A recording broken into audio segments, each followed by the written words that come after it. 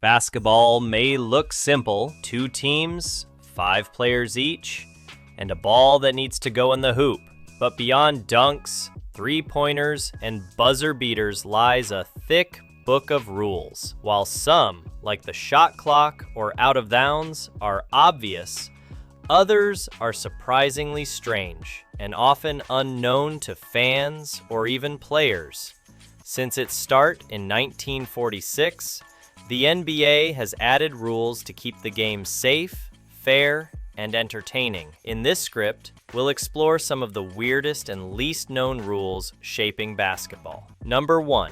The disaster draft. The NBA has a unique backup plan for one of the worst situations imaginable: a team losing most of its roster in a tragic event like a plane crash or arena collapse.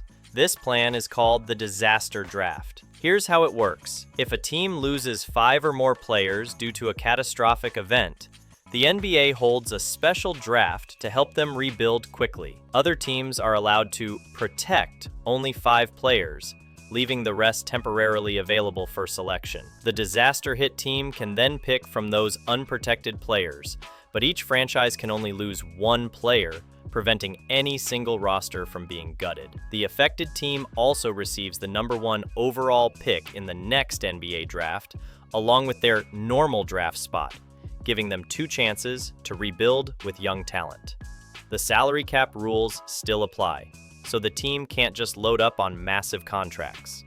This rule was inspired by a near tragedy in 1960, when the Minneapolis Lakers plane nearly crashed during a blizzard.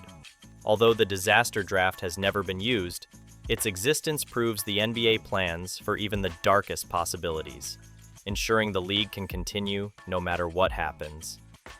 6. The sixth man rule. The original version. When fans hear sixth man today, they think of the best bench player who changes the game. But decades ago, the phrase meant something very different. In basketball's early years, games were chaotic, and some believed if a team snuck a 6th player on the court and scored before refs noticed, the points would still count. It wasn't legal. The rules always said only 5 players were allowed, but confusion sometimes worked in a team's favor. The original Celtics in the 1900s were known to bend rules this way. 1947, the Toronto Huskies played defense with 6 players before refs caught it. And in 1951, the Knicks were even photographed with 6 defenders on the court. No whistle in time. Today, with 3 referees, official scorers, and instant replay, that trick is impossible, but the legend stuck. And over time, sixth man transformed into something positive: the star bench player who gives his team a spark. Number 3. Bouncy shoes. The optional paid ban. In 2010, the NBA shocked sneaker fans by banning testing showed players really could jump higher, about 1.5 inches on average, which in basketball can mean the difference between a block or a dunk. The NBA ruled that the shoes gave an unfair advantage and banned them.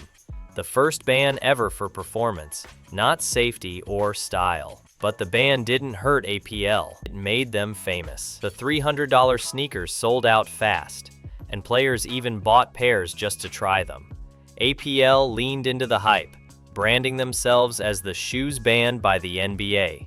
Since then, the company has grown into a luxury sports brand, but they'll always be remembered for making sneakers that were simply too good for the game. 4. The zone defense ban and comeback. Back in the 1940s, when zones were allowed, games slowed down. Defenders just stood around guarding space, scoring dropped, and the league worried fans would get bored. So, just 3 months into its very first season, the NBA banned zone defenses. From then on, teams had to play man-to-man. If a defender guarded space instead of a player, it was called illegal defense, and the penalty was harsh: a technical free throw plus the ball back to the offense. This rule shaped decades of basketball, creating isolation-heavy play where stars like Michael Jordan thrived. But in 2001, everything changed. The NBA lifted the ban, brought zones back, and added the defensive 3-second rule to stop centers from camping in the paint. Since then, Zones have become a powerful weapon. The 2011 Mavericks used it to slow down LeBron in the finals, and the 2020 Miami Heat used a 2-3 zone to stifle top scorers. By removing the ban, the NBA made defense more strategic, versatile, and creative than ever before. 5. The bounce shot rule. Here's a wild NBA rule. A shot that bounces on the floor before going in can still count, even after the buzzer. The key is timing. The ball just has to leave the shooter's hands before the game clock hits 0. After that, it's live. It doesn't matter if it bounces off the floor, the backboard, or even another player. If it goes in, it counts. Defenders face a tricky situation. Goaltending rules apply while the ball is in the air, but once it bounces, they're free to block it. It's extremely rare, roughly once in 75,000 attempts, but it has happened. In 2009, a European player sank a 3/4 court heave that bounced once before falling in. The officials counted it correctly. If this happened in the NBA, it would instantly become one of the most replayed highlights ever. 6. The no-shatter rule. We've all seen highlight clips of players shattering backboards with monster dunks. It looks amazing, glass flying, the rim bending, the crowd going wild. But in the NBA, if a player breaks the backboard, the basket does not count.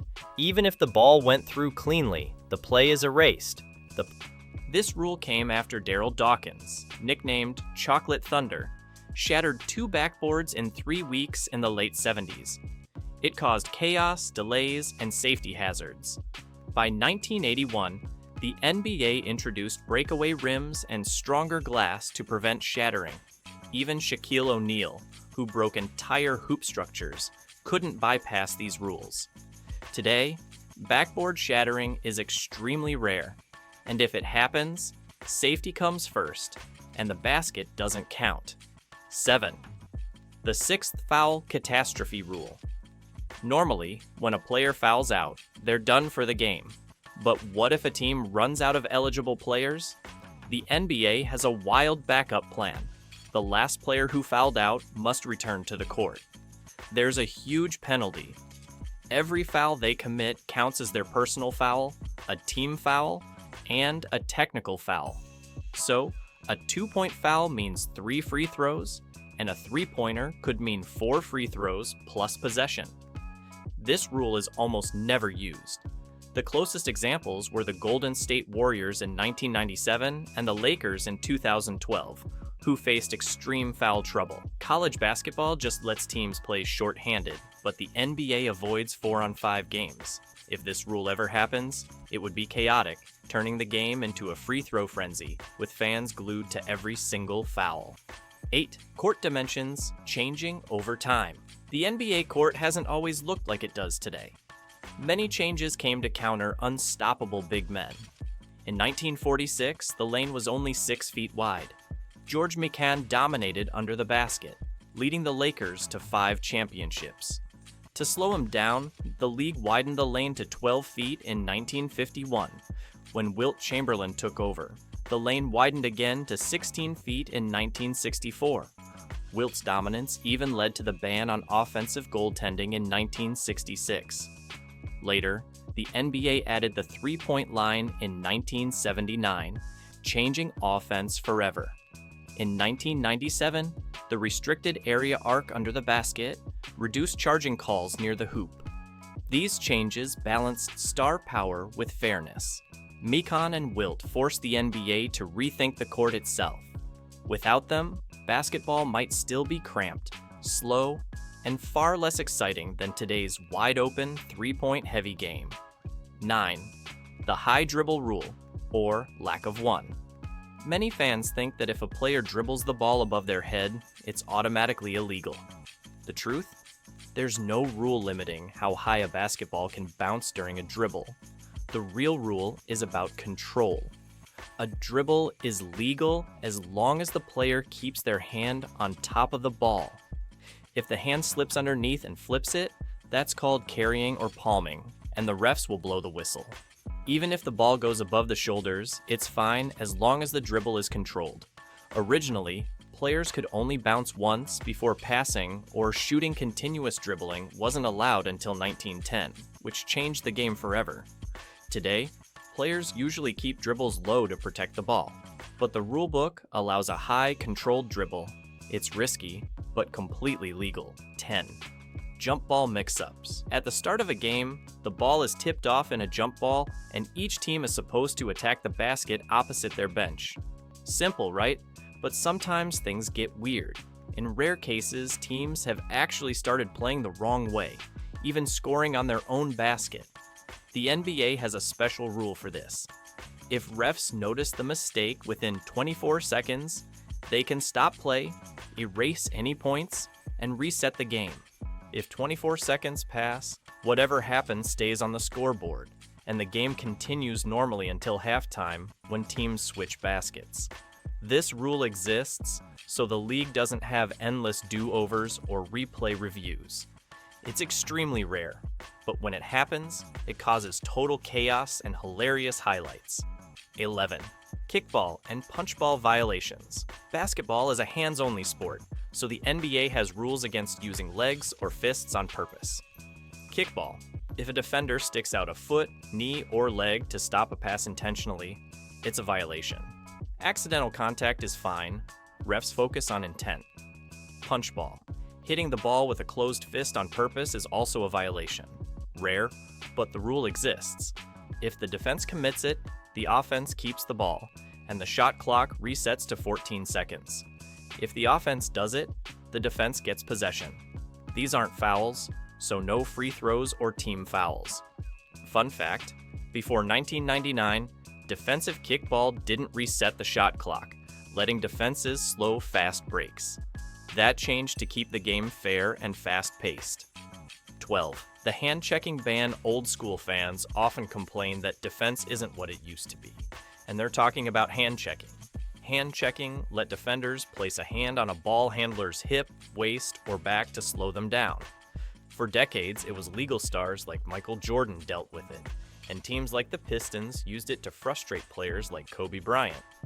In 2004, the NBA banned it completely. Defenders could no longer guide players with their hands or arms. Offensive players gained more freedom, scoring rose, and guards like Kyrie Irving, Stephen Curry, and James Harden flourished. Defenders now rely on footwork and positioning, creating a faster, more open, and exciting game for fans. 13. The 10-second free throw rule. At the free throw line, players have just 10 seconds to release the ball once the referee hands it over. If they take too long, on the first free throw, the attempt is erased and the other team gets the ball. On the second or third, only that shot is lost. The rule keeps the game moving and stops stalling, especially in tight moments. Most players shoot quickly, but some routines push the limit. Giannis Antetokounmpo, for example, often takes 11 to 12 seconds, making fans shout 10 as he dribbles. Refs don't always call it, but sometimes they do, even in playoffs. It's strict, but necessary free throws already slow the game, and the NBA wants the action to keep flowing. 14th mandatory timeout rule. Every NBA team gets 7 timeouts per game, but they must use at least 4 during regulation. If they don't, referees will force one, and refusing it leads to a technical foul. Why? 2 reasons: to keep the game flowing and to ensure scheduled breaks for television commercials. On top of team timeouts, the NBA has built-in TV timeouts at the first stoppage after 6:59 and 2:59 each quarter. These guarantee ad breaks, which bring in billions for the league. If a team forgets to use enough timeouts, refs step in near the end of the game. Most coaches avoid this by using useless timeouts in the middle quarters just to stay safe. It's a rule that shows basketball is entertainment, but also a business. 15. The double foul rule. A double foul happens when 2 opposing players foul each other almost at the same time. For example, one player might shove another while being grabbed in return. The referees call a double foul, and here's the twist: no free throws are awarded. Play simply resumes from where it left off. Both players get personal fouls, but it doesn't count toward the team foul limit. If it happens when neither team has possession, like during a rebound scramble, the game restarts with a jump ball. This rule keeps things fair. Without it, one player might gain an unfair advantage in a messy situation. Double fouls are rare, but they do happen. In 2019, Draymond Green and Montrezl Harrell were called for one during a rebound fight. And in 2021, LeBron James and Jay Crowder both got whistled on a drive. 16th, ejection rules. When a player is ejected, there's no debate they must leave immediately. Players can be tossed for things like throwing punches, committing a flagrant 2, collecting 2 technicals, or even entering the stands. Once ejected, they can't hang around the bench or tunnel. They must go to the locker room or leave the building. Refusing can lead to fines up to $50,000, or in extreme cases, even game forfeiture. If an ejected player was due to shoot free throws, the opposing coach chooses a substitute from the bench. That player also can't take part in the next jump ball. If a team drops below 5 players due to ejection, the last player who fouled out must return, though with a technical penalty. Famous ejections like Ron Artest's 2004 brawl or Draymond Green in the 2016 finals show why this rule exists, to maintain order and control when tempers flare. 17. The bleeding player rule. Anytime blood is visible on a player, the game stops. Referees allow up to 30 seconds for medical staff to stop the bleeding and cover the wound. If they can't fix it in that time, the team has 2 options: call a timeout or substitute the player. If they substitute, the other team is allowed 1 substitution too. If the same wound reopens later, the team doesn't get another free 30-second treatment. At that point, they must use a timeout or sub the player out immediately. The rule also applies to uniforms. If a player's jersey or shorts have blood on them, they must be replaced before returning. This might seem strict, but it's all about health and safety for both players and referees. Basketball may seem straightforward, but the NBA is full of surprises. From disaster drafts to bounced buzzer beaters, these strange rules show how the league keeps the game fair, exciting, and safe. Next time you watch a game, remember there's a whole hidden world of rules shaping every play. Who knows what weird moment you might spot next?